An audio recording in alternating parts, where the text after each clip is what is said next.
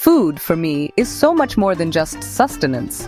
It's a story, a memory, a connection to a place and its people. In my journey exploring food, I've found that sometimes the smallest things make the biggest impact. The little dollop of something on the side of the plate that completely transforms the entire meal. In Indian cuisine, that magic often comes in the form of chutney.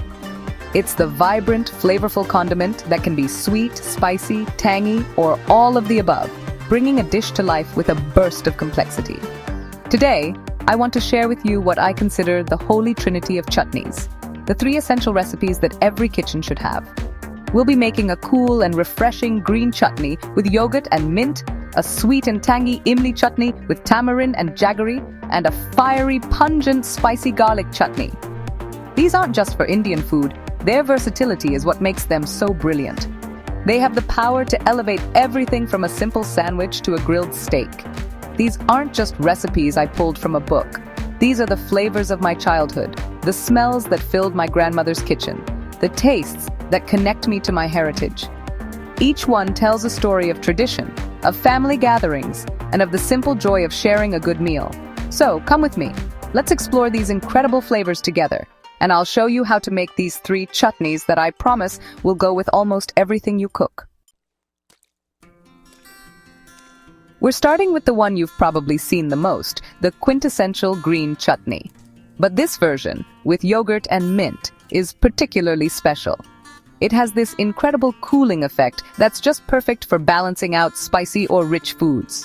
It's the kind of condiment that feels like a cool breeze on a hot day. The foundation is, of course, fresh cilantro, with its bright, citrusy notes.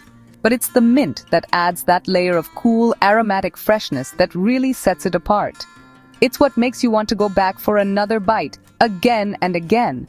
The process is deceptively simple, but the key is in the balance of ingredients. We'll take a generous bunch of cilantro, stalks and all, that's where so much of the flavor is hidden, and a good handful of fresh mint leaves. To this we add a green chili or 2, depending on your heat preference. I like a little kick, something that wakes up your palate but doesn't overwhelm it. A small piece of ginger adds a warm, zesty spice, and a squeeze of fresh lime juice brightens everything up, keeping the colors vibrant and the flavors sharp.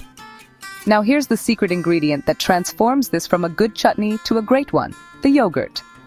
Using a thick, plain yogurt gives it a creamy, luxurious texture and a gentle tang that mellows the heat from the chili. It makes the chutney smoother, richer, and more substantial. It's what allows it to cling so beautifully to a piece of naan or a crispy pakora. You simply blend all these ingredients together with a little salt and maybe a touch of sugar to balance the acidity, until it's smooth and beautifully pale green. Think about the possibilities. This isn't just a dipping sauce. Of course, it's incredible with samosas, tikkis, and kebabs, providing that perfect counterpoint to the fried or grilled richness. But you can also swirl it into a bowl of plain rice to instantly create a delicious herbed rice dish. I love to use it as a sandwich spread instead of mayonnaise. It adds so much more flavor and freshness. It's a game changer on a grilled chicken or fish sandwich. What I love most about this chutney is its ability to adapt. It's a chameleon.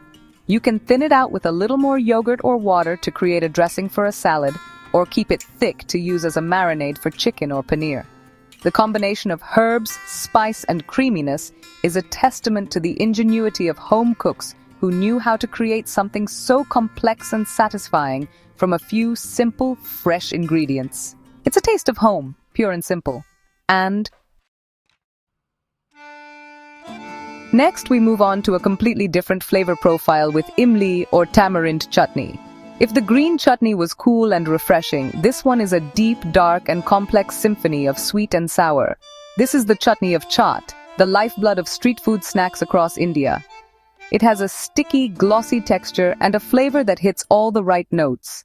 The star, of course, is tamarind, which comes from a pod-like fruit and gives the chutney its signature sour, tangy base.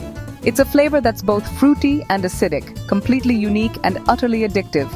To make it, we start by soaking a block of seedless tamarind pulp in hot water. This process softens the pulp and allows us to extract all that intense flavor. After about half an hour, you'll mash it with your hands, loosening the pulp from any residual fibers, and then strain it to get a thick, smooth tamarind concentrate. This dark, rich liquid is the soul of our chutney. It's earthy, it's potent, and it's the perfect canvas for us to build upon. This step feels so elemental, connecting you directly to the raw ingredient. Now, we balance that intense sourness.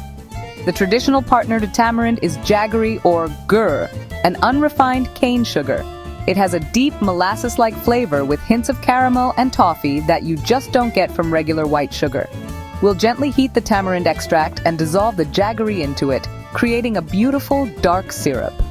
The kitchen will start to fill with this incredible sweet and tangy aroma that, for me, is the smell of celebration and street-side indulgence. To this sweet and sour base, we add our spices. This is where you can really make it your own. I like to add a pinch of roasted cumin powder for a warm, nutty aroma, some red chili powder for a gentle heat that tickles the back of your throat, and a little black salt, or kala namak, which has a unique sulfuric flavor that adds an incredible depth and complexity. We simmer this all together until it thickens to a beautiful syrupy consistency that coats the back of a spoon. The uses for this chutney are endless. It's the essential drizzle over dahi vada, bel puri, and pani puri. Its sweetness is the perfect foil for the spicy and savory elements in those dishes. It's the absolute best dipping sauce for a hot, crispy samosa or kachori. But don't stop there. Try it as a glaze for grilled pork ribs or chicken wings. The sugars in the jaggery will caramelize beautifully, creating a sticky, delicious crust. It's a taste of the bustling markets of Delhi, a flavor that's bold, complex, and full of life. Our final chutney is not for the faint of heart. This is the spicy garlic chutney, a fiery, pungent condiment that packs a serious punch. This is the one you turn to when you want to add a jolt of pure, unadulterated flavor to your food. It's bold, it's intense, and it's incredibly delicious. The main ingredient is, of course, garlic. We're not talking about a subtle hint here.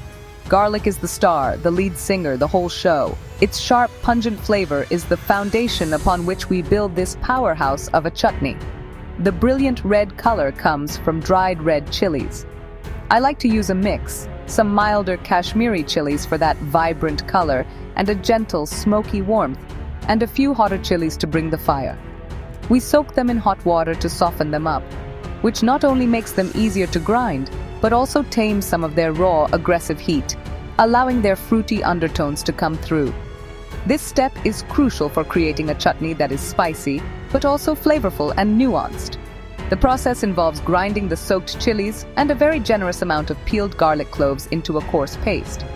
You can use a blender, but honestly, I find that a traditional mortar and pestle or a stone grinder gives it a better texture, leaving little bits that add character. To this paste, we'll add salt, a little bit of tangy lemon juice to cut through the richness, and sometimes a touch of oil. It's a simple combination, but the result is an explosion of flavor. This chutney is incredibly versatile in its own right.